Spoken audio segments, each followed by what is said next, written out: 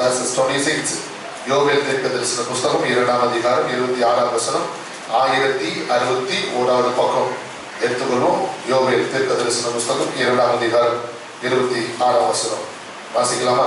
நீங்கள் சம்பூர்ணமாக சாப்பிட்டு திருப்தி அடைந்து உங்களை அதிசயமாய் நடத்தி வந்த உங்கள் தேவனாகிய கர்த்தருடைய நாமத்தை துதிப்பீர்கள். என் ஜனங்கள் ஒருபோதும் வெட்கப்பட்டு போவதில்லை. அல்லேலூயா. கர்த்தர் நம் கடந்த மாதத்திலே இந்த கொரோனா கொள்ளை நோய் நாட்களிலே கர்த்தருக்கு ஸ்தோத்திரம். இந்த கொள்ளை நோய் சரீர பிரகாரமாக கொள்ளையடித்தது. கர்த்தருக்கு ஸ்தோத்திரம். ஆகாரத்தில் கொள்ளையடித்தது. நம்முடைய பணத்தை எல்லாம் இந்த கொள்ளை நோய் என்ன பண்ணிடுச்சு? கொள்ளையடிச்சிச்சு. அப்படின்னு என்ன அர்த்தம்? ஏதோ கொஞ்சம் சேஃப்டி வச்சுருப்பீங்க, அதெல்லாம் தீர்ந்து போயிடுச்சு. கர்த்தருக்கு ஸ்தோத்திரம். ஏதோ ஒரு வீடு கட்டுவதற்காக, திருமணம் பண்ணுவதற்காக, நிச்சயதார்த்தம் பண்ணுவதற்காக, சீமந்தம் பண்ணுவதற்காக, பிறந்த நாள் விழாவுக்காக கொஞ்சம் பணம் எடுத்து வச்சிருப்பீங்க, இந்த சேஃப்டிக்காக வச்சிருப்பீங்க. ஆனால் இந்த கொள்ளை நோய் வந்து என்ன பண்ணிடுச்சு? இதெல்லாம் நமக்கு மாற்றத்தை ஏற்படுத்தி இருக்கிற பணத்தில் தீர்த்திடுச்சு. கர்த்தருக்கு ஸ்தோத்திரம். கர்த்தர் நமக்கு கொடுத்த வாக்குறுதி என்ன? உங்களை அதிசயமாய் நடத்தி வந்து உங்கள் தேவனாய் கர்த்தருடைய நாமத்தை துதிப்பீர்கள். இந்த 5 மாதமும் கர்த்தர் நம்மை அற்புதமாய் அதிசயமாய் மற்ற நாட்கள் இல்லாதபடிக்கு இந்த மாதங்களிலே நம்மை ஆண்டு என்ன பண்ணாரு?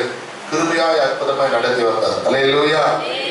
கர்த்தர் நமக்கு சொல்றாரு, என் ஜனங்கள் ஒருபோதும் வெட்கப்பட்டு போவதில்லை. இன்னைக்கு அருமையான கர்த்தருடைய ஜனமே, வேக வேகமா வாசிச்சு கடந்து சொல்லலாம். யோவேல் 8ஆம் அதிகாரம் 1ஆம் வசனத்தில் வாசிக்கும் பொழுது, சீயோனிலே எக்காளம் ஊதுங்கள், என் பரிசுத்த பர்வதத்தில் எச்சரிக்கை சத்தமிடுங்கள், தேசத்தின் குடிகள் எல்லாம் தத்தளிக்க கடவர்கள், ஏனெனில் கர்த்தருடைய நாள் வருகிறது, அது சமீபமாய் இருக்கிறது. அல்லேலூயா. அருமையான கர்த்தருடைய ஜனமே, வாசித்த வசனத்துல நான் பார்க்கும்போது கர்த்தருடைய நாள் வருகிறது அப்படின்னா ஆண்டவருடைய வருகை நாட்கள் நமக்கு அதிசமீபத்தில் இருக்கிறோம். அப்போ ஆண்டோட வருகை நாளில் இதுக்கு முன்னாடி, வருகைக்கு முன்னாடி சில அடையாளங்கள் நடக்கணுமா? ஜனத்துக்கு விரோதமாய் ஜனம், ராஜ்யத்துக்கு விரோதமாய் ராஜ்யம், கொள்ளை நோய், பூமி அதிர்ச்சி, இப்படி எல்லாம் நடக்கணும்னு சொல்லி மத்திய 24ஆம் அதிகாரத்தில் ஏற்கனவே சொல்லப்பட்ட தீர்க்க தரிசனத்துல ஒரு வார்த்தை தான் இப்பொழுது பூமி முழுவதும் நாடுகள், எல்லா நாடுகளும் எங்கும் இந்த கொள்ளை நோய் பரவி அநேகரை பாதித்துக் கொண்டிருக்கிறது. அந்த மகிமை உண்டாகும். அல்லேலூயா. 2ஆம் வசனத்துல நான் பார்க்கிறோம், இது இருளும் அந்தகாரமான நாள், அது மப்பும் அந்தாரமான நாள், விடிய கால வெளுப்பு பர்வதங்களின் மேல் பரவுவது போல ஏராளமான பலத்த ஒரு ஜாதி தீவிரமாக வந்து பரவும். அல்லேலூயா. பரவிச்சா நாடுகள் முழுவதும். கர்த்தருக்கு ஸ்தோத்திரம். இதுக்காக உபாய தந்திரத்தை எத்தனையோ விஞ்ஞானிகள், மருத்துவர்கள் என்ன பண்ணிட்டு இருக்கிறாங்க? முயற்சித்துக் கொண்டிருக்கிறார். தடுக்கணும், தடுப்பு மருந்து கண்டுபிடிக்கணும்னு சொல்லி என்ன பண்ணிட்டு இருக்காங்க? முயற்சித்துக் கொண்டிருக்கிறாங்க. அப்ப கீழே வார்த்தை சொல்லுது, அப்படிப்பட்டது முன் ஒரு காலத்தில் உண்டானதும் இல்லை, இனி தலைமுறை தலைமுறையாக வரும் வருஷங்களிலும் உண்டாவதும் இல்லை. அப்ப இந்த கர்த்தருடைய வார்த்தை நமக்கு என்ன சொல்லுகிறது? அருமையான சகோதரனே, சகோதரி, கால வேளையில நன்றாக அறிந்து கொள்வோம். கர்த்தர் நம்மோடு சொல்ற வார்த்தை, இதுக்கு முன்னாடி இந்த மாதிரி சம்பவத்தை நீங்க கேட்டிருக்கீங்களா? உங்க வாழ்நாள்ல சிறு வயதுல இப்படிப்பட்ட ஒரு நிகழ்வு ஒரே நாளில் உலகமெங்கும் உண்டாகக்கூடிய ஒரு கொடிய கொள்ளை நோய் ஏற்பட்டது இதுக்கு நீங்க கண்டிருக்கீங்களா? அதுதான் யோவேல் தீர்க்கதரிசன புஸ்தகத்துல சொல்லுகிறது. இப்படிப்பட்ட ஒரு சம்பவத்தை நீங்க உங்க வாழ்நாள் என்ன செஞ்சிருக்க மாட்டீங்க, இதுக்கு முன்னாடியே பார்த்துக்க மாட்டீங்க. இனி வரப்போற வருஷத்துல இப்படிப்பட்ட ஒரு சம்பவம் என்ன செய்யாது, நடக்காது. கருணையே சொல்லுங்க. கர்த்தருக்கு ஸ்தோத்திரம். நமக்கு அது ஒரு திகிலூட்டு ஒரு சம்பவம். நம்முடைய காலத்துல இது நான் மறக்க முடியாத ஒரு சம்பவம். அப்படிதானே? இதை மாதிரி என்னைக்காவது நமக்கு சிறு வயதுல இருந்து எதையே கேள்விப்பட்டிருப்போம். எவ்வளோ விஷயத்தை நம்ம என்ன செஞ்சிருப்போம், கேள்விப்பட்டிருப்போம். இந்த மாதிரி ஒரு நோய் வந்து தாக்கிச்சு, இந்த மாதிரி ஒரு பலவீனம் தாக்கிச்சு. அந்த காலத்துல அம்மை நோய் ஒரு தீவிரமாக, அதுல மருத்துவர்கள் இருக்கிறாங்க. காலரா நோய், அதுல பாதிக்கப்பட்ட மருத்துவர்கள் இருக்கிறாங்க. அதுக்கான வழியை வந்து என்ன செஞ்சாங்க, தீர்வு கண்டுபிடிச்சாங்க. ஆனா இந்த தொற்று நோய் பரவி கொண்டிருக்கிறது. முற்றுப்புள்ளி என்ன பண்ண முடியல, கண்டுபிடிக்க முடியல, முடிவு என்ன செய்ய முடியல, கண்டுபிடிக்க முடியாத ஒரு காலகட்டத்தில் இருக்கிறோம். அதான் வசனம் நம்ம கற்றுக் கொடுக்கிறது. இத மாதிரி ஒரு சம்பவம் இதுக்கு முன்னாடி நம்ம கேட்டதும் இல்லை, கண்டதும் இல்லைன்னு சொல்லி கர்த்தருடைய வார்த்தை நமக்கு சொல்லுகிறது. 1ஆம் வசனம் என்ன சொல்லுது பாத்தீங்களா?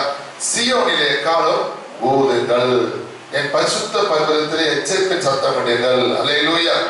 நம்ம கர்த்தர் நமக்கு என்ன சொல்லி கொடுக்கிறாருன்னா, அருமையான கர்த்தருடைய ஜனமே, கர்த்தருக்கு ஸ்தோத்திரம். சீயோன்னா சபையை குறிக்கிறது. நம்ம முன்னாடி மாதிரி என்ன பண்ணணும்? சபைக்கு ஒழுங்கை ஆராதனைக்கு என்ன செய்யணும்? தேவ பயத்தோடு ஆலயத்துக்கு வரணும். அல்லேலூயா. தேவனை சார்ந்து தேவனை ஆராதிக்கணும். அசட்டையா இருக்கக்கூடாது, நிர்விசாரமா இருக்கக்கூடாது, மெத்தன போக்கா இருக்கக்கூடாது. இதுக்கு முன்னாடி எப்படி இருந்தீங்களோ ஆனா இனி வருகிற நாட்கள்ல தேவனை பயந்து தேவனுக்கு என்ன செய்வீங்க? ஆண்டவர் ஆராதிக்கணும் என்பதுதான் இந்த கர்த்தருடைய வார்த்தையாக நமக்கு சொல்லப்படுகிறது. கரங்களை துறையிலே சொல்லுங்க. அருமையான கர்த்தருடைய ஜனமே, அப்ப கர்த்தர் நமக்கு அவருடைய பாவத்தை தெரிவிக்கிறார். இந்த கொள்ளை நோயிலிருந்து நீங்களும் நானும் தப்புவிக்கப்பட வேண்டுமானால் என்ன செய்யணும்? வேத வசனம் நமக்கு என்ன கற்றுக் கொடுக்கிறது என்று சொல்லி பார்க்கும்போது வசனத்தை நாம் பார்க்கிறோம். திரும்பவும் அந்த 2ஆம் அதிகாரம் அதனுடைய 15ஆம் வசனத்தை நாம் படிக்கலாமா? வசிங்க. சீயோனிலே எக்காலம் ஊதுங்கள், பரிசுத்த உபவாச நாளை நியமியுங்கள், விசேஷித்த ஆசரிப்பை கூறுங்கள் என்று வேதம் சொல்லுகிறது. கரங்கள் வேதங்களிலே சொல்லுங்க. அல்லேலூயா. அப்ப வசனம் சொல்லுகிறது சீயோனிலே எக்காலம் ஊதுங்கள். நீங்க மறுபடியும் எங்க வரணும்? சபைக்கு வரணும். ஆமென். அல்லேலூயா. இனிமே நம்ம ஆண்டவருடைய நாளை எப்படி ஆண்டவர் சமூகத்துக்கு போனோம்னா, இதுக்கு முன்னாடி அசத்தியா நிர்விசாரமா இருந்தோம். ஒரு வாரம் வருவோம், ஒரு வாரம் வரமாட்டோம். அப்படியே சர்ச்சுக்கு வந்தாலும் எத்தனை மணிக்கு வருவோம்? பாதியில வருவோம். கடமைக்காக வருவோம், பேருக்காக வருவோம். வரலன்னு சொன்னா கேட்பாங்க, அதுக்காக வருவோம். ஏதோ ஒரு நிர்விசாரமோ ஏனோ தானோ வந்தோம் போறோம்னு இருந்தோம். வசனம் கற்றுக் கொடுக்கிறது. இனிமே நீங்க அப்படி இருக்க கூடாது. கரங்களிலே சொல்லுங்களேன். அல்லேலூயா. அந்த 2ஆம் அதிகாரம் 12ஆம் வசனத்தில் பார்க்கும்போது, ஆதலால் நீங்கள் இப்பொழுது உபவாசத்தோடும் அழுகையோடும் புலம்பலோடும் உங்கள் முழு இதயத்தோடு என்னிடத்தில் திரும்புங்கள் என்று கர்த்தர் சொல்லுகிறார். அப்ப வசனம் நம்ம கற்றுக் கொடுக்கிறது. இதுக்கு முன்னாடி ஆராதனைக்கு தேவ பயம் இல்லாம வந்தீங்களே, கர்த்தருடைய ஜனமே, ரட்சிக்கப்பட்ட ஜனமே, வாழ்க்கையில சில பொல்லாப்பு இருக்குது, கர்த்தருக்கு பிரியமில்லாத சில காரியம் இருக்குது, அதுல இருந்து நீ வெளியே வரணும். கர்த்தர் இருக்கிற காரியத்திலிருந்து நீ வெளியே வரணும். இன்னும் நீ அந்த பொல்லாப்பில இன்னும் நீ அந்த பாவத்தில் இருப்பேன்னு சொன்னா கர்த்தருக்கு சோதரர் கர்த்தர் நமக்கு என்ன செய்யறாரு? நீ மனம் திரும்பு. ஆமென். அல்லேலூயா. கர்த்தருக்கு சோதரர். இந்த கொள்ளை நோய் குறித்து என்ன நினைக்கிறீங்க? இது போதும் நீடிக்கூடாது நினைக்கிறீங்களா? இது போதும் நினைக்கிறீங்களா? ஆனா கர்த்தர் என்ன சொல்றாரு தெரியுமா? நீ இன்னும் மனம் திரும்பலனா, இந்த கொள்ளை நோயை கர்த்தர் அனுப்பியும் நீ சரி கொடாமல் போனால், வாசிங்க அந்த யோவேல் தீர்க்க தரிசனம் 1ஆம் அதிகாரம் அதனுடைய 4ஆம் வசனத்தை படிக்கலாம். பச்சை புழு விட்டதை வெட்டு கிளி தின்றது. கவனிக்கிறீங்களா? வெட்டு கிளி என்ன பண்ணிச்சா? அவன் யோவேல் தீர்க்க தரிசன காலத்துல வெட்டு கிளி கூட்டம், ஒரு ஏராளமான கூட்டம் வந்து யூதா தேசத்தை முழுவதும் மூடிச்சாங்க. கர்த்தருக்கு ஸ்தோத்திரம். 500 பில்லியன் இருந்து 1000 பில்லியன் நினைக்கிறேன். கோடிக்கும் மேலதான் பில்லியன் சொல்லுவாங்க. அந்த அளவுக்கு 500 பில்லியன்ல இருந்து 1000 பில்லியனுக்குள்ளான வெட்டுக்கிளிகள் கூட்டம் யூதா தேசத்தின் மேல வந்தது. இந்த வெட்டுக்கிளிகள் என்ன பண்ணிச்சா, திருடனை போல ஜன்னல்லையும் கதவுக்குள்ளேயும் புகுந்து வந்துதான். கர்த்தருக்கு ஸ்தோத்திரம். அப்படின்னா அர்த்தம், வெளியிலும் சரி வீட்டுக்குள்ளேயும் சரி. ஆனா இந்த வெட்டுக்கிளிகளினால ஜனங்களுக்கு எந்த விதமான நோயோ அவங்களுக்கு கடிக்கவோ தொந்தரவு செய்யலாம். வீட்டுக்குள்ளேயும் என்ன செஞ்சது? சுத்திட்டு வளர்த்துட்டு தான் இருந்தது. அவங்க எவ்வளவு தான் அடிப்பாங்க, யோசனை பண்ணிப்பாங்களா? அப்படி இந்த வெட்டுக்கிளி வீட்டுக்குள்ள வரக்கூடாதுன்னா அந்த நாட்கள் இருந்தவங்க என்ன பண்ணிருப்பாங்க? வெட்டுக்கிளி வீட்டுக்குள்ள சேர்க்கக்கூடாதுன்னா என்ன பண்ணிருப்பாங்க? எந்நேரம் சாத்திய வச்சிருப்பாங்க. இவங்க என்ன பண்ண முடியாது? வெளியே போக முடியாது. எதுக்காக வெளியே போக முடியாதுன்னா, சூரியனுடைய வெளிச்சம் பூமியின் மேல பட முடியாத அளவுக்கு இந்த வெட்டுக்கிளியினுடைய திரள் கூட்டம் என்ன பண்ணிடுச்சான்? அந்த யூதா தேசத்தின் மீது அப்படியே படர்ந்து போயிடுச்சான். அப்ப அந்த வெட்டுக்கிளிகளுடைய அந்த கூட்டத்தின் நிமித்தமாக சூரியனுடைய வெளிச்சம் பூமியின் மேல, அந்த அவங்க வசித்த ஜனங்கள் மேல படாது இருக்கும் போது, அப்ப அந்த நாட்கள் எப்படிப்பட்ட காலமா இருந்திருக்குது? மப்பும் மந்தாரமும் இருள் கொண்ட நாட்களாகவே இருந்திருக்கிறது. அல்லேலூயா. எவ்வளவு பாதிப்பு பாருங்க. வீட்டுக்குள்ள திறந்தா வீட்டுக்குள்ள வந்துருக்கு. அதனால என்ன செய்யணும்? வீடு திறக்காமே வச்சிருக்கிறாங்க. வீடு திறக்காம வச்சிருந்தா வேலைக்கு போக முடியுமா? வேலைக்கு போனதான் சொல்லுங்க, நீங்களே சொல்லுங்க. வேலைக்கு போனதான் கூலி வாங்கிட்டு வந்ததான் வீட்டுல சாப்பாடு. யோசிச்சு பாருங்க எவ்வளவு பாதிப்பு. பாத்தீங்களா? கர்த்தருக்கு ஸ்தோத்திரம். எவ்வளவுதான் அடிச்சு கொள்வாங்க, எவ்வளவுதான் பெருக்கி வாரி வெளியே தள்ளுவாங்க, வந்துட்டே இருக்கு. கர்த்தருக்கு ஸ்தோத்திரம். அதுக்கப்புறம் இந்த வெற்றிகள் என்ன பண்ணுது, வெளியில் இருக்கிறதான கர்த்தருக்கு ஸ்தோத்திரம் பயிர் நிலங்கள் எல்லாம் சேதப்படுத்துது. மரம்லாம் எப்படி தெரியுமா இருக்குது, கிளைகள் இருக்குது, மரம் இருக்குது, இலை இல்லை, கனி இல்லை, எல்லாம் காஞ்சொலியா இருக்குது. கர்த்தருக்கு ஸ்தோத்திரம். ஒரே ஒரு இலை கூட இல்லை, எல்லாத்தையும் என்ன பண்ணிடுச்சு இந்த வெற்றி கிளைகள்லாம் அரிச்சு போட்டுடுச்சு. இப்ப நம்முடைய தேசத்துக்கு நிலைமை அப்படிதான் இருக்கு. அந்த யோவேல் தீர்க்க தரிசன புஸ்தகம் அதனுடைய 2ஆம் அதிகாரம் செகண்ட் பார்ட் படிக்கல. 2ஆம் அதிகாரம் 3ஆம் வசனத்துல நடுவில் இருந்து படிங்க. ஏதேன் தோட்டத்தை போலவும் அவைகளுக்கு பின்னாக பாழான வனாந்தரத்தை போலவும் இருக்கும். அல்லேலூயா. அப்போ நீங்க இந்த வெட்டுக்கிளி வரத்துக்கு முன்னாடி யூதா தேசம் எப்படி இருந்ததா, ஏதேன் தோட்டத்தை போல செழிப்பா இருந்துச்சான். ஆனா வெட்டுக்கிளி வந்ததுக்கு அப்புறமா எப்படி மாறிடுச்சான், பாழான வனாந்தரம், எல்லாத்தையும் அரிச்சு போட்டுடுச்சு. அந்த அளவுக்கு ஒரு பெரிய பாதிப்பு என்ன பண்ணிடுச்சு தந்ததுனால பயிர் நிலங்கள், விவசாய நிலங்கள் என்ன செஞ்சிருச்சு, பாதிப்புள்ளா மாறிடுச்சு. இப்ப பயிர் நிலங்கள், விவசாய நிலங்களா பாதிப்புள்ளானதுமே ஜனங்க எப்படி புசிப்பாங்க, அல்லேலூயா, எப்படி திருப்தியா இருப்பாங்க. அதனால கர்த்தர் நமக்கு அந்த 2ஆம் வசனம் 2ஆம் அதிகாரம் 26ஆம் வசனம் வாக்குத்தத்தம் வாசிச்சு சொல்லி என்ன படிச்சோம், நீங்கள் சம்பூர்ணமாய் சாப்பிட்டு அந்த வெட்டுக்கிளிகள் தேசத்தின் மீது வரும்போது இவங்க எப்படி சாப்பிட முடியும், எல்லா கழனிகளையும் நாசம் பண்ணிடுச்சு, மரங்கள் எல்லாம் நாசம் பண்ணிடுச்சு, பயிர் வகைகள் எல்லாம் நாசம் பண்ணிடுச்சு, அங்க இருக்கிற எந்த பயிரும் இல்லை, எல்லாத்தையுமே அரிசி போட்டுடுச்சு. கர்த்தருக்கு ஸ்தோத்திரம். அப்படிப்பட்ட ஒரு பெரிய பாதிப்பை ஏற்படுத்தும் போது ஆண்டவர் யோவேலை கொண்டு கர்த்தர் நம்முடைய தேசத்து ஜனங்களுக்கு தீர்க்க தரிசனமா வரைக்கிறார். இந்த அழிவு ஏற்பட காரணம் என்ன, கர்த்தருடைய ஜனங்க கர்த்தரை முழு இருதயத்தோட என்ன செய்யல, தேடல, அவங்க மனம் திரும்பல. அந்த காலத்துல இருந்து அவங்க என்ன செஞ்சிருக்கிறாங்க, விக்கிரக வழிபாட்டுக்கு என்ன பண்ணிருக்கிறாங்க, கடந்து சென்றிருக்கிறாங்க. நல்லா கவனிக்கணும், விக்கிரகத்தையும் ஆராதிச்சிருக்கிறாங்க, ஆண்டவரையும் ஆராதிச்சிருக்கிறாங்க. அது கர்த்தருடைய பார்வையில் எப்படியா இருந்திருக்குது, பொல்லாப்பா இருந்திருக்கிறது. கைதிகள் அலையிலே சொல்லுங்க பார்க்கலாம். அல்லேலூயா. அருமையான சகோதரி சகோதரியே, நம்ம இன்னைக்கு ஆலயத்துக்கு வரோம், ஆராதனைக்கு வரோம். ஆராதனைக்கு வந்து ஆலயத்துக்கு வந்து நீ கிளி தேசம் கேட்கிற ஆளா இருப்பேன்னா நீ யாரு, அல்லேலூயா. உங்க வீட்டு வேலையை நீங்க ஆரம்பிக்கிறதுக்கு கர்த்தருக்கு ஸ்தோத்திரம். அதுக்கு முன்னாடி எங்கேயும் போய் போய் பார்த்துட்டு வருவாங்க, நல்ல நாள் சொல்லுங்க எங்க, பஞ்சாபம் பார்க்கறது, கல்யாணத்துக்கு முன்னாடி ஜோடி பொறுத்து பார்க்கறதுக்கு எங்க போறோம், அதுதான் போறோம். ரெண்டு ஒத்து போத ரட்சிக்கப்பட்ட ஜனங்கள்கிட்ட அப்படி ரட்சிக்கப்பட்டிருக்கிற ஆனா இன்னொரு சுபாவ ஜீவி என்ன செய்யல, மாறலையே. அல்லேலூயா. தாய் மாமா வீட்டு சீதனம் என்று சொல்லி என்ன பண்றாங்க, கல்யாணம் பண்ணாவோ இல்லை வீடு பிரதிஷ்டை கிரகப்பிரவேசம் பண்ணாவோ என்ன செய்யறாங்க, பீரோ கொடுப்பாங்க. அந்த பீரோ லாக்கருக்குள்ள ஒருத்தர் இருப்பாரு. அல்லேலூயா. புரிஞ்சுட்டீங்களா? கர்த்தருக்கு ஸ்தோத்திரம். அப்ப நம்ம என்ன செய்யணும், அதை விட்டு வச்சிருக்கிறோம். போன செய்தி கேட்டிருப்பீங்கன்னு நினைக்கிறேன்ல. போன செய்தி என்ன சொன்னோம், ஒரு தம்பி வீட்டுக்கு அண்ணன் அண்ணி போய் என்ன பண்ணாங்களாம், கர்த்தருக்கு ஸ்தோத்திரம், அவங்க போறாங்க ரட்சிக்கப்பட்ட குடும்பம். அப்ப அண்ணி என்ன பண்றாங்கன்னா, அந்த வீட்டுல போய் சேர்ல உட்காந்துட்டு என்ன செய்யறாங்களா, அவங்க கடவுளுக்கு சொன்னாங்க, ஏங்க இந்த பீரோக்குள்ள ஏதோ ஒரு உருவம் போயிட்டு வருதுங்க அப்படின்றாங்க. அவங்க அண்ணன் உடனே அது கடவுள் என்ன பண்றாரு, பீரோ திறந்துப்பாங்க, நீ சொன்ன மாதிரி எந்த உருவமே கண்ணுக்கு தெரியலையே, இல்ல நான் பார்த்தேன்னு சொல்லி அந்த சகோதரி சொல்ல. அதுக்கப்புறம் சரி தம்பி வரட்டும், அவனுக்கு ரூம் தானே இது, அவனை கேட்கலாம், அவனுக்கு எதாவது புரியுதா விளங்குதான்னு கேட்கலான்னு அவன் தம்பி வந்ததுக்கு அப்புறம் கூப்பிட்டு கேட்டா அவன் என்ன பண்றான், அப்பதான் அந்த அண்ணி அந்த வார்த்தை சொல்லும் போது அவனுக்கு ஒரு யோசனை வருது. அவன் வந்து தன்னுடைய நண்பர் அவன் கொடுத்த ஒரு வெள்ளி, அந்த வெள்ளியில ஒரு விக்கிரக உருவம் அதுல இருக்குது.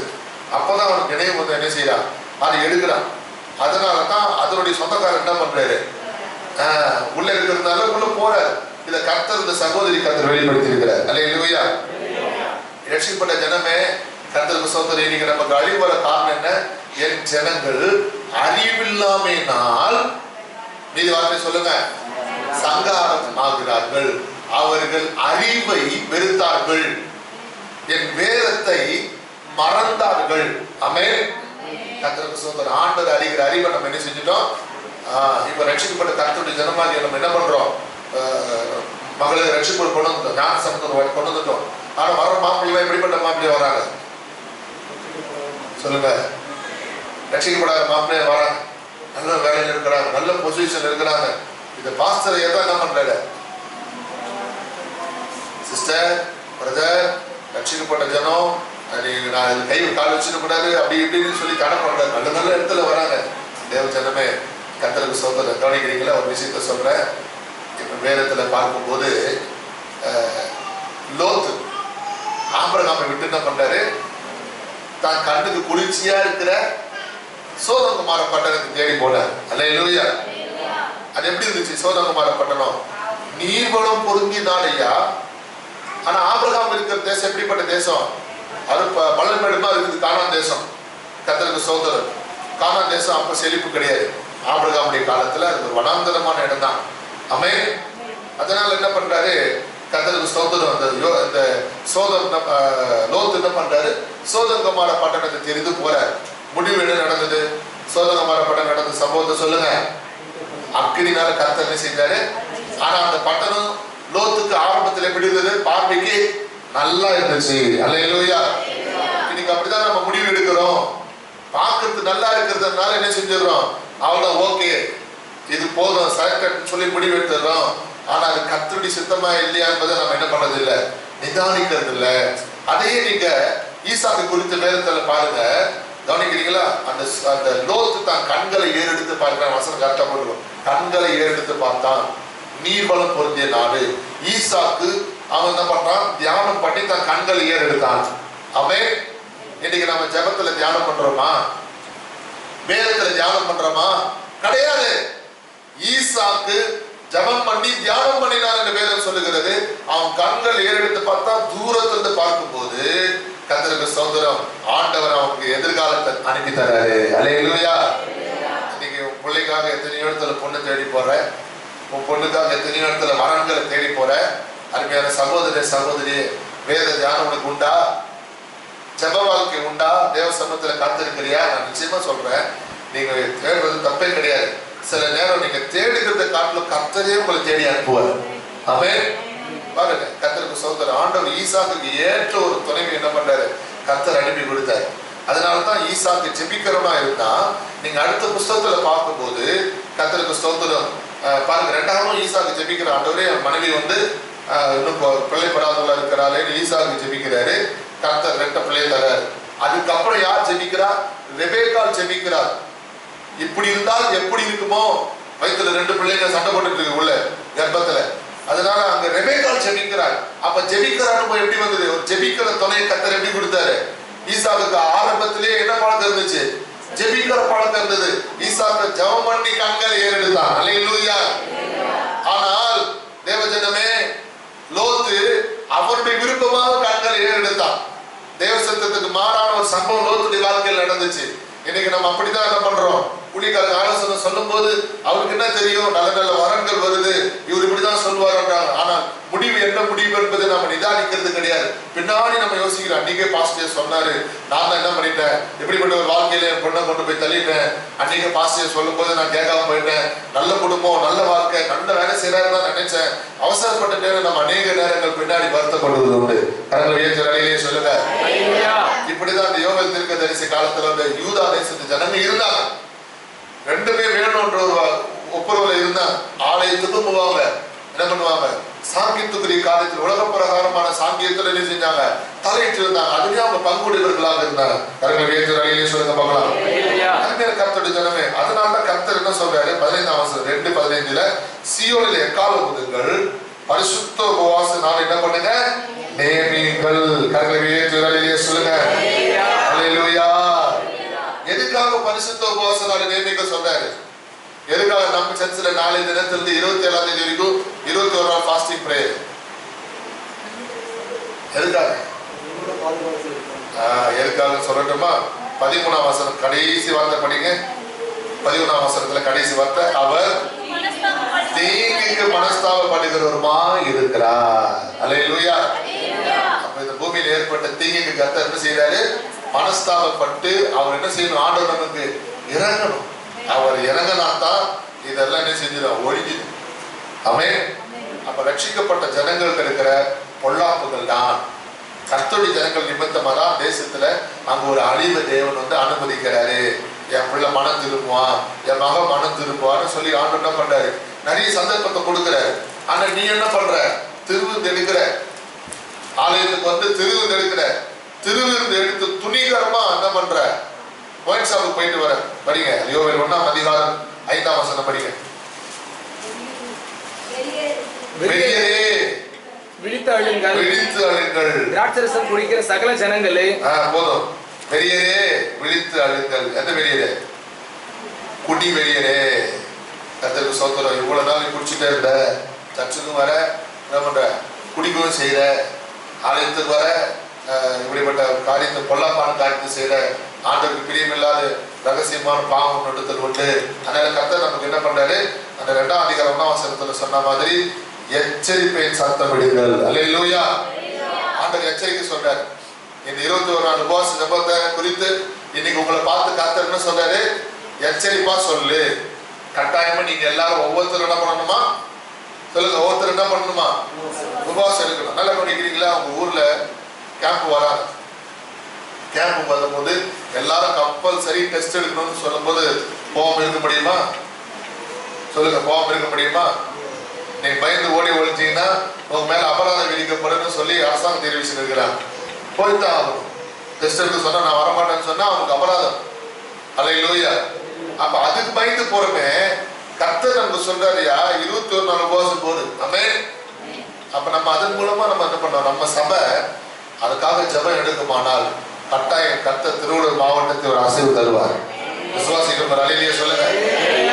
சென்னைக்கு ஒரு பெரிய மாற்றத்தை கர்த்தர் தருவார். தமிழ்நாடு சீக்கிரமா இந்த மும்முரத்திலிருந்து அடங்கும். நம்முடைய இந்திய தேசத்தில் இருக்கிற கொள்ளை நோயை கர்த்தர் நிர்மூலமாக்கி போடுவார். அல்லேலூயா. நம்முடைய திருச்சபை குறித்த கர்த்தர் கொண்டு பாரம் நிறைவேறும். இல்லைன்னா நம்ம கர்த்தருடைய நாளில் நியாயத்திற்கு போய் நிற்கிறோம். அன்னைக்கு ஊழியக்காரர் மூலமா சபையில உபவாசத்தை குறித்து நான் பிரசங்கித்தனே, ஊழியக்காரர் மூலமா சொன்னனே, நீ ஏன் அசத்தியா இருந்தன்னு நம்ம கேட்பேன். இந்த யோவேல் தீர்க்கதரிசி காலத்தில் நம்ம இருக்கிறோம். அல்லேலூயா. கர்த்தர் சொன்ன வார்த்தைக்கு நீங்கள் நானும் கீழ்ப்படினோமா இல்லையா? விழித்த விசுவாசிகளே கண்ணு திறந்து கைது சொல்லுங்க பார்க்கலாம். கர்த்தருக்கு ஸ்தோத்திரம். சகோதரிகளுக்கு நல்ல முக்காடு கிடைச்சிச்சு. ஆமென். அவங்க பிரசங்கத்தை கவனிக்கிறவங்க தூக்குறாங்க, நான் பண்ண முடியல, யோசிக்கவே முடியல. கர்த்தருக்கு ஸ்தோத்திரம். சரி, கர்த்தருடைய வார்த்தைக்கு கடந்து சொல்லுமா? அப்ப நான் வேதத்துல பார்க்கும் போது நம்ம எப்படிப்பட்ட உபவாசத்தை நம்ம ஏறெடுக்கணும். அப்ப இந்த உபவாசத்தின் மூலமா தான் கர்த்தர் நமக்கு என்ன பண்றாரு, தேசத்துக்கு என்ன செய்யறாரு, இறங்குகிறார். யோனா தீர்க்கதரிசன புஸ்தகம் 3ஆம் அதிகாரம் அதனுடைய 5ஆம் வசனத்தை நாம் வாசிக்கலாம். Book of Jonah chapter 3 verses 5. அப்பொழுது நினிவேயில் உள்ள ஜனங்கள் தேவனை விசுவாசித்து உபவாசம் செய்யும்படி கூறினார்கள். பெரியோர் முதல் சிறியோர் மட்டும் ரட்டுடுத்திக் கொண்டார்கள். அப்ப யோனா தீர்க்கதரிசியின் மூலமா கர்த்தருடைய வார்த்தை என்ன சொல்லுது? கர்த்தருக்கு ஸ்தோத்திரம். உபவாசம் செய்யும்படி கூறினார்கள். ஆமென். யோனா தீர்க்கதரிசி காலத்துல கர்த்தர் வந்து அங்க அழிக்கிற ஜனங்களை குறித்து சொல்றாரு இல்லையா?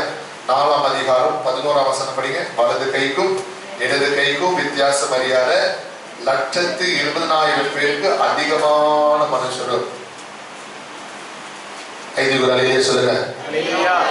அப்ப என்ன அர்த்தம்? நினிவேல இருக்கிற 1,20,000 பேருக்கு மேலான மனுஷங்களை கர்த்தர் தான் பண்ணிருக்கிறாரு, அழிக்காம காப்பாத்தினாரு. எதுக்காக அழிக்காம காப்பாத்தினாரு சொல்லுங்க? எதுக்காக அழிக்காம காப்பாத்தினாரு? யோனா தீர்க்கதரிசி போய் சொன்னாரா எச்சரிப்பு, நினிவேக்கு ஒரு அழிவு வரப்போது, நீங்களா உபவாசம் இருந்து மனம் திரும்புங்கன்னு சொன்னாரா? அப்போ அந்த நாட்களில ஜனங்கள் என்ன பண்ணாங்க, கீழ்ப்படிந்து கர்த்தருடைய தீர்க்கதரிசி சொன்ன வார்த்தை கீழ்ப்படிந்து என்ன பண்ணாங்க, உபவாசித்தாங்க. அதுதான் நம்ம 5ஆம் வசனத்துல படிக்கிறோம். 3ஆம் அதிகாரம் யோனா 3:5. அப்பொழுது நினிவேயில் உள்ள ஜனங்கள் உபவாசிக்கும்படி உபவாசம் செய்யும்படி கூறினார்கள். எல்லாரும் என்ன செய்ய ஆரம்பிச்சாங்க, உபவாசிக்க ஆரம்பித்தாங்க. கைதுக்கு அல்லேலூயா சொல்லுங்க பார்க்கலாம். அல்லேலூயா.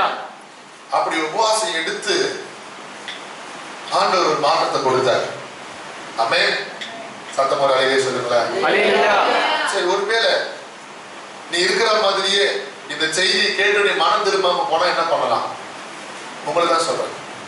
இவ்வளவு பிரசங்கத்தை கேட்டு கர்த்தர் இன்னைக்கு பரிசுத்த உபவாச நாள் எடுக்க சொல்லி நீ கேட்காம மனம் திரும்பாம நீ போற பாதையில போனா உன்னை குறித்து என்ன சொல்றாரு அதை நம்ம தெரிஞ்சுக்கணும்ல. என்ன ஒரு சிலர் நினைப்பீங்க இந்த செய்தி கேட்டு யாரை உபவாசிக்கிட்டேன் எனக்கு என்ன, நான் உபவாசிக்கிறேன் எனக்கு கட்டாயம் இல்லை, நான் உபவாசிக்கிறேன்னு எனக்கு அவசியம் இல்லை அப்படின்னு நீங்க நினைக்கலாம். ஆமா தானே? அல்லேலூயா. உங்களை குறித்து இந்த பிரசங்கத்தை கேட்டு இந்த வார்த்தை கேட்டு அசட்டையா இருக்கிற விசுவாசியே உன்னை குறித்து என்ன வேதம் சொல்லுகிறது? அந்த யோனா 2ஆம் அதிகாரத்துல ஒரு விரல வச்சுக்கிட்டு 3ஆம் அதிகாரத்துல ஒரு விரல வச்சுக்கிட்டு யோவேல் 1ஆம் அதிகாரத்துக்கு வாங்க. மறுபடியும் 1ஆம் அதிகாரம் 4ஆம் வசனம் படிக்கலாமா? வெட்டுக்கிளி விட்டதை பச்சை புழு விட்டதை வெட்டுக்கிளி தின்றது, வெட்டுக்கிளி விட்டதை கவனி நிறுத்துங்க.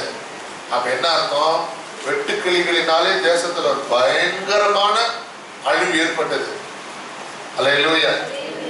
கர்த்தருக்கு ஸ்தோத்திரம். இப்ப சீனால கடந்த நாள் ஒரு நியூஸ் வந்தது. எத்தனை பேருக்கு உங்களுக்கு வீடியோ வாட்ஸ்அப்ல வந்ததுன்னு தெரியல, பாத்தீங்களா தெரியல.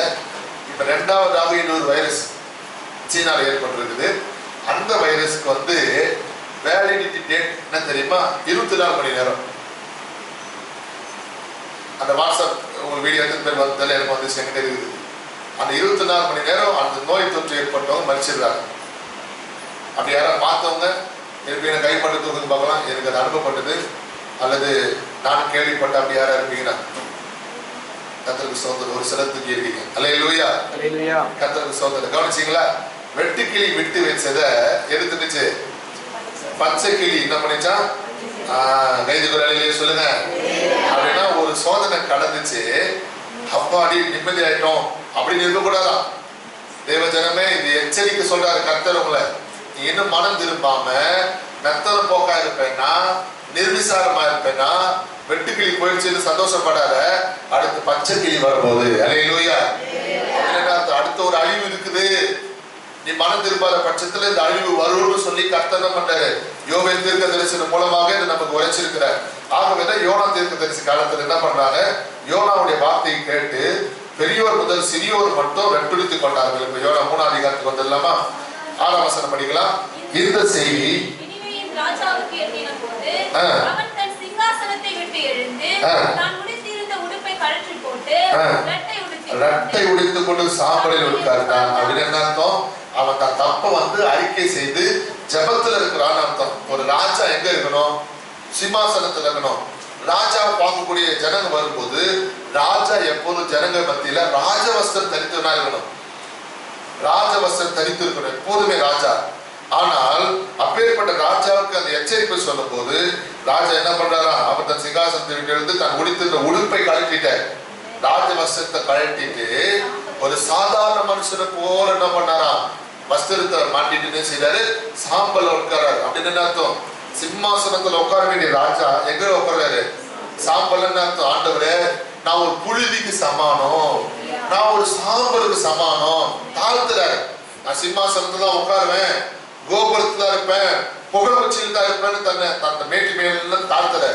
நான் சாம்பலுக்கு சமமானவன், என்னல பெருமை கொள்ள, மேட்டுமை கொள்வ, அகத்த கொள்ள எனக்கு என்ன இல்லை. நான் வந்து பாத்திரம் கிடையாது, என்ன தாழ்த்துக்கிறேன்னு சொல்ற என்ன பண்றாரு? ராஜா சாம்பலில உட்கார்கிறார். அப்போ யோனா தீர்க்கதரிசி மூலமா சொன்ன எச்சரிப்பை எல்லாருமே கேட்கிறாங்க. கரங்களை சொல்லுங்க. அல்லேலூயா. தொடர்ந்து நாம் வேதத்தில் 7ஆம் வசனம் படிக்கலாம். யோனா 3:7. மேலும் ராஜா தானும் தன் பிரதானிகளும் நிர்ணயம் பண்ணின கட்டளையாக நினிவேயில் எங்கும் மனுஷரும் மிருகங்களும் மாடுகளும் ஆடுகளும் ஒன்று ருசி பாராதிருக்கவும். அல்லேலூயா. பாத்தீங்களா? யோனா தீர்க்கதரிசி காலத்துல கர்த்தர் மனஸ்தாபப்பட்டு அழிவை வரப்போகிற அழிவை கர்த்தர் ஏன் மாத்தி போட்டாருன்னா, கர்த்தருக்கு ஸ்தோத்திரம், மிருகங்கள் முதற்கொண்டு உபவாசித்தாங்களாம். ஆமென். கர்த்தருக்கு ஸ்தோத்திரம். ஏன் இந்த மிருகங்கள் பேர் மென்ஷன் ஆகுது? இப்ப இந்த கொள்ளை நோய் மிருகங்களை விட்டு வச்சிருக்குதா? கேள்விப்பட்டீங்களா இல்லையா? பூனைக்கு வந்து இருக்குது, நாய்க்கு வந்து இருக்குது, ஒரு இடத்துல சிங்கத்துக்கு வந்தது நியூஸ்ல போட்டாங்க. நீங்க எத்தனை பேர் கேள்விப்பட்டீங்க எனக்கு தெரியல. கேள்விப்பட்டவங்க கை தூக்கி பார்க்கலாம். நிறைய பேர் கேள்விப்பட்டிருக்கிறீங்க. ஏன்னா யோவேல் தீர்க்கதரிசன புஸ்தகத்துல பார்க்கும்போது அன்னைக்கு அந்த பயிரெல்லாம் அந்த வெட்டுக்கிளி நாசனம் பண்ணதுனால மிருகங்கள் கூட சாப்பிட்றதுக்கு என்ன கிடையாது, இறை இல்லை. அதனால மிருகங்கள் முதற்கொண்டு மனிதர்கள் முதற்கொண்டு பசிப்பட்டியில தான் இருந்தாங்க. கர்த்தருக்கு ஸ்தோத்திரம். இந்த நிலைமை மாறணும்னா கர்த்தர் நமக்கு சொல்றாரு, நீ உபவாசித்து உன்னை தாழ்த்தி உன் குறைகள் என்ன பண்ணு, அறிக்கை செய்து தேவனிடத்துக்கு ஒப்புரவாக. இனிமே ஞாயிற்றுக்கிழமை ஆராதனை தவற மாட்டேன் ஆண்டவரே, ஆராதனை லேட்டா வர பழக்கத்தை செஞ்சுக்கிறேன், மாற்றிக்கிற ஆண்டவரே. இனிமே நான் தசம பாகத்தில் உண்மையா இருப்பேன், பரிசுத்தத்தில் என்ன பண்ணுவேன், உண்மையா இருப்பேன், பொறுத்தலையில் என்ன பண்ணுவேன், உண்மையா இருப்பேன்னு ஒவ்வொரு விசுவாசியும் மனம் திரும்பணுமா. அல்லேலூயா. அதனாலதான் 7ஆம் வசனம் சொல்லுகிறது, நிர்ணயம் பண்ண நினிவேயில் எங்க மனுஷரும் அப்படின்னு அர்த்தம். ஒவ்வொரு மனுஷனுக்கும் போய் சொல்லு, உபவாசிக்கணும்னு சொல்லு. அப்படின்னா மனம் திரும்புதல அங்க உண்டு பண்றாங்க கர்த்தர். ஆண்டவர் சொல்லுங்க.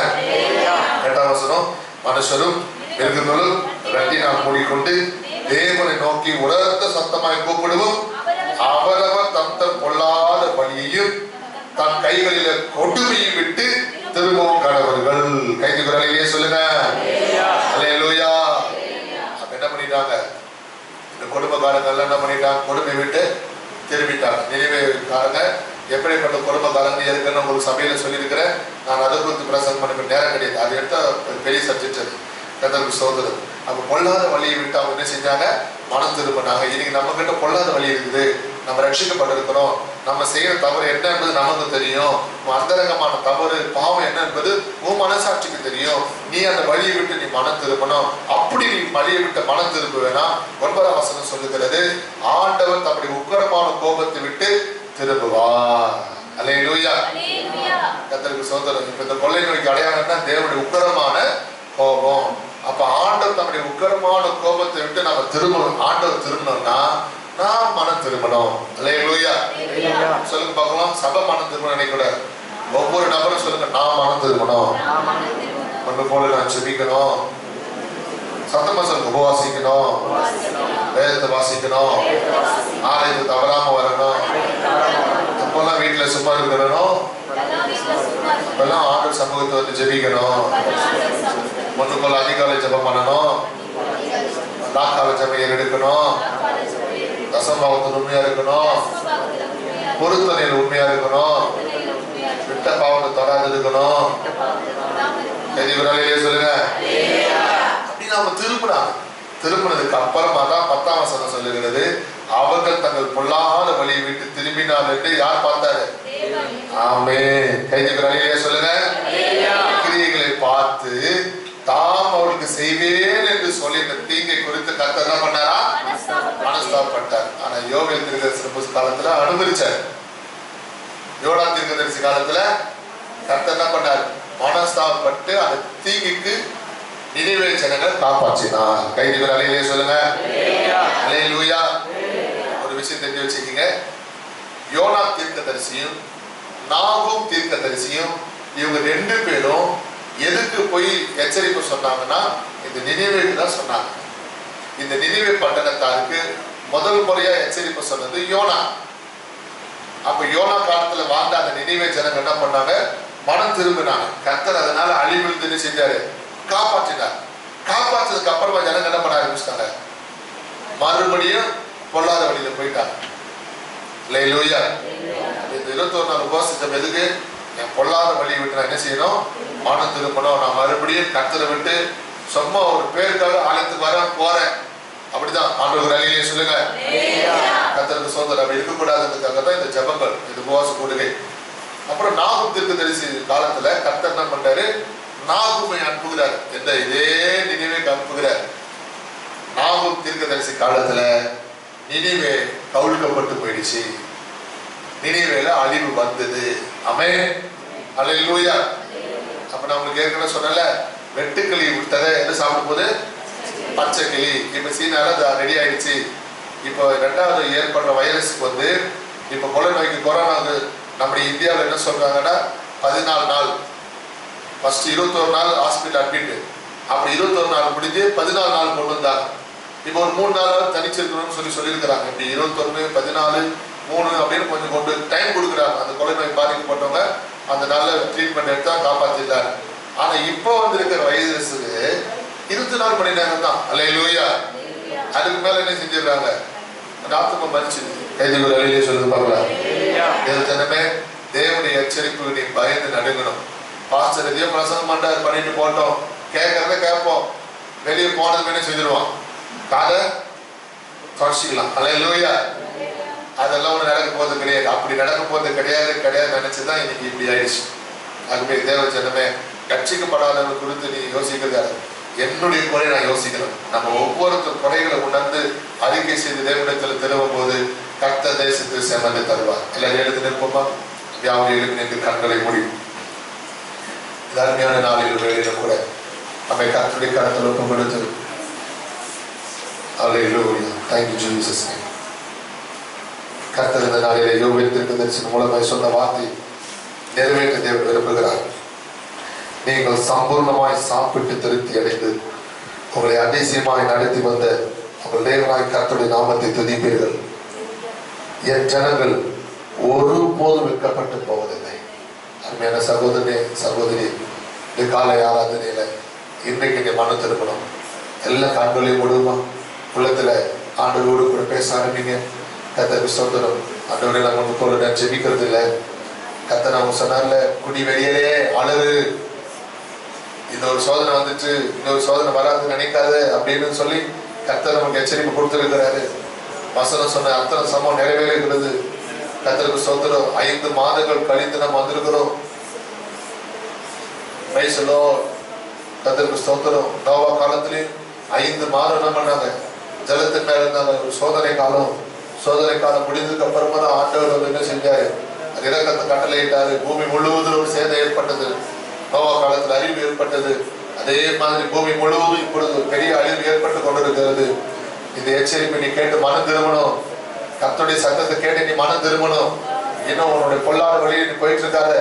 சத்தியத்தை சொல்ல ஆரம்பி, சுவிசேஷத்தை சொல்ல ஆரம்பி, ஆத்துமாக்களுக்காக ஜெபிக்க ஆரம்பி, உன் குடும்பத்தாரை கர்த்தருக்குள் வழி நடத்த ஆரம்பி. உன் வீட்டார் சிலர் ஆராதனைக்கு செய்ய வருவதில்லை. இந்த எச்சரிப்பை நீ போய் சொல்லி இனியாரும் மனம் திரும்பி ஒழுங்கா உன் குடும்பத்தாரை ரட்சிப்புள் கொண்டு வர பாரு. கர்த்தருக்கு சோதரர் நோவா தன் குடும்பம் முழுவதையும் பேழைக்குள்ள வழி நடத்தினாரு. அது மாதிரி உன் குடும்பம் முழுவதையும் கர்த்தருக்குள் வழி நடத்த உனக்கு தெரியுதா? அதுக்காக நீ ஜெபிக்கிறியா? உன் குடும்பத்தை ரட்சிக்கப்படாதிருக்கிறார்களே, அவங்க ஆலயத்துக்கு வராதிருக்கிறார்களே, அவங்களுக்காக நீ ஜெபிப்பது உண்டா? கர்த்தருக்கு சோதரர் அவங்க வரலன்னா அதை குறித்து உனக்கு பாரம் இல்லையே, அதை குறித்து உனக்கு நிர்விசாரமா இருக்கிறியே, அடுத்த வாரம் வந்திருப்பாங்க உடனே திருப்திப்படுத்திக்கிறியே. தேவ ஜனமே, உன் குடும்பத்தார ரட்சிப்புக்காக நீ எப்பொழுது பாரத்தோடு ஜெபிப்பாய்? உன் வீட்டாரு ரட்சிப்புக்காக நீ எப்பொழுது பாரத்தோடு ஜெபிப்பாய்? எல்லாரும் கண்களை மூடி, ஆண்டவர் நான் குணப்படணும், என்கிட்ட இருக்கிற பொல்லாத வழிகளை விட்டு நான் மனம் திரும்பணும், என்கிட்ட இருக்கிற பாவ ஜீவித்தை விட்டு நான் மனம் திரும்பணும். உடைய வார்த்தையை நான் செவி கொடுக்க விரும்புகிறேன். உடைய வசனத்தை நான் செவி கொடுக்க விரும்புகிறேன். உடைய சத்தியத்தை நான் கீழ்ப்படிய விரும்புகிறேன். ஆண்டவர் இன்றைய ரட்சணியினால் இதுவே அனுகிரக காலம் என்று சொல்லப்பட்டிருக்கிறது. உடைய வசனத்தை ஒப்பு கொடுக்கிறேன் ஆண்டவரே. அப்பா, என் ஜனங்கள் ஒருபோது வெட்கப்பட்டு போவதில்லை என்று சொன்னீரேன். நீங்கள் சம்பூர்ணமாய் சாப்பிட்டு திருப்தி அடைந்து உங்களை அதிசயமாய் நடத்தி வந்த தேவனை துதிப்பேன் என்று சொன்னீரேன். நீரை நடத்தி வந்த தேவனாய் இருக்கிறதற்காக ஸ்தோத்திரம். நீர் எங்களை காண்கிற தேவன், நீர் எங்களை காண்கிற தேவன். ஹல்லேலூயா.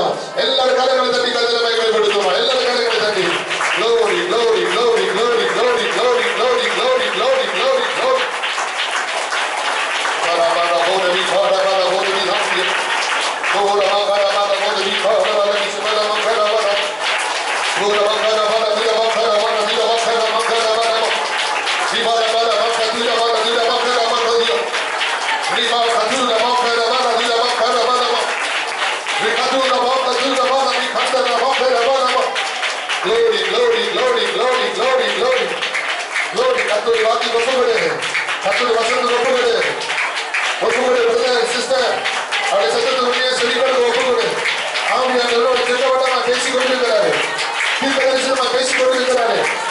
முன்னெல்லாம் காலை மாலை 2 ஆராதனைகள் வருவாய். ஆனால் இப்பொழுது அப்படி அல்ல. அசட்டையா இருக்கிறேன், தேவ பயம் இல்லாதிருக்கிறேன், தேவ எச்சரிக்கை இல்லாதிருக்கிறேன். அந்த சகோதரனை கர்த்தரோடு இடப்பட்டு கொண்டிருக்கிறார். உன் குறைகளை உணர்ந்து அறிக்கை செய்யாதது தேவனிடத்தில் சேரு. அவருடைய சத்தத்துக்கு செவி கொடு.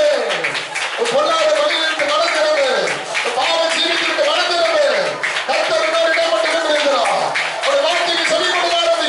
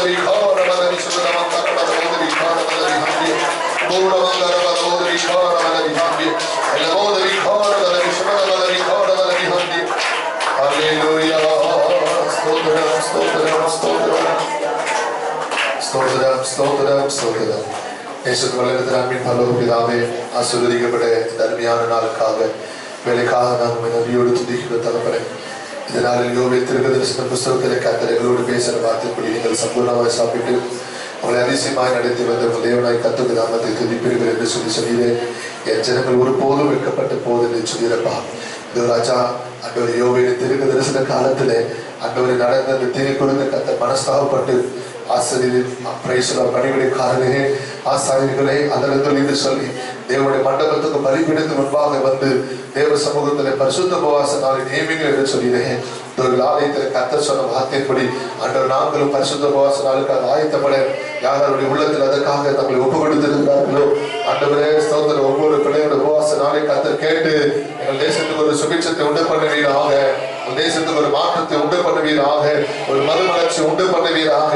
நீர் இறக்கமுள்ள தேவனாக இருக்கிறீரே, எங்கள் உலக நாடுகளுக்கு கர்த்தர் இறங்க மாட்டவரே, எங்கள் தேசத்துக்கு இறங்க மாட்டவரே. கடந்த நாளில் ஆண்டவர் இந்த கொரோனாவில எங்கள் இந்திய தேசம் 3வது இடத்தில் இருந்த தேசம் இப்பொழுது 8வது இடத்துக்கு வந்திருக்கிறதே. நேற்றைய செய்தியில் நாங்கள் கேள்விப்படும் போது ஒரே நாள்ல 80,000 பேர் இந்தியாவில் பாதிக்கப்பட்டார்களே. ஆயிரக்கணக்கான மக்கள் ஒவ்வொரு நாளும் பாதிக்கப்படுறாங்க. முன்பெல்லாம் நூற்றுக்கணக்கான மக்கள். ஆண்டவர் பின்பு 2000 3000 நாங்கள் கேள்விப்பட்டோம். நேற்றைய ஒரே ஒரு நாள்ல எங்கள் இந்தியாவில் 80,000 பேர் ஒரே நாள்ல பாதிக்கப்பட்டிருக்கிறாங்கப்பா. நாங்கள் அந்த செய்தியை கேட்கும் போது எவ்வளவு மனவேதனையா இருக்குது ஆண்டவரே. ஆண்டவரே ஸ்தோத்திரம். தேவனாய் கர்த்தர் தேசத்திற்கு மனம் இறங்கும், உலக நாடுகளுக்கு மனம் இறங்கும். இதுக்கு ஒரு முற்றுப்புள்ளியை தாரும், முடிவை ஏற்படுத்தும் ஆண்டவரே. ஜெபங்களை கர்த்தர் கேட்டு அங்கீகரிப்பீராக, ஜெபங்களை கர்த்தர் பதில் கொடுப்பீராக, சீக்கிரத்தில் ஒரு மாற்றத்தை தருவீராக. ஆண்டவர் சீக்கிரத்தில் முடிவை உண்டு பண்ணுவீராக. உம்மாலே தான் ஆகும், உம்மாலே தான் கூடும், உங்களால மாற்றம் தான் முடியும் ஆண்டவரே. நம்பிக்கைய சிறைகளை ஆரம்பித்து திருமகள் என்று சொல்கிறேன். தேசமே பயப்படாது, மகளுக்கு கழிப்பது கர்த்தர் பெரிய காரியங்களை செய்தார் என்ற வார்த்தைப்படி நீ எங்களுக்காய் பெரிய காரியங்களை செய்வீராக. இப்பட்ட வாக்குறுத்தல் நிறைவேறுவதாக. கடந்து வந்திருக்கிற ஒவ்வொரு பிள்ளைகளை கர்த்தர் தனித்தனியாய் பேர் பேரால் குடும்பமாய் ஆசீர்வதிப்பீராக. வருகை மக்கள் நிலையத்திற்கு உதவி செய்யும், கனி கொடுக்க உதவி செய்யும். பங்கு பெற்ற ஒவ்வொரு கர்த்தருடைய பிள்ளைகளை ஆசீர்வதி ஆண்டவரே. ஸ்தோத்திரம். அந்த கடந்த நாட்களில் அருமையான விசுவாசிகள் ஆன்லைன் சர்வீஸ் மூலமாய் ஆண்டவர் ஆராதித்தார்கள். தொடர்ந்து விதமாய் ஆராதிக்கிற ஒவ்வொரு கர்த்தருடைய பிள்ளைகளோடு ஒரு கிருபையிலும் கடந்தாங்குவதாக. நாளை ஆராதனை பொறுப்பெடுத்துக்கொள்ளும். கடந்த ஒவ்வொரு தேவ பிள்ளைகளோடு தேவ கிருபை சம்பூர்ணமாய் வெளிப்படட்டும். எங்களை தாழ்த்தி வெறுமையாக்கி பொறுப்பாதங்கள் சமர்ப்பிக்கிறோம். சகல கனத்துதி மகிமையெல்லாம் நாமத்தில் செலுத்துகிறோம். மீட்பரட்சிதமாகிய இயேசுவின் நாமத்தில் செபிக்கிறோம் நல்ல பிதாவே. என் ஆத்துமாவே கர்த்தரை ஸ்தோத்திரி, முழுவதுமே பரிசுத்த நாமத்தை ஸ்தோத்திரி. ஆத்துமாவே கர்த்தரை ஸ்தோத்திரி, கர்த்தர் செய்த சகல உபகாரங்களையும் மறவாதே. முன்னலேயே சொன்னலே லூயா, அல்லேலூயா, அல்லேலூயா. ஒரு வார்த்தையில் தெரிவிகள் கர்த்தர் அவர்களை ஆசீர்வதிப்பாராக. God bless you.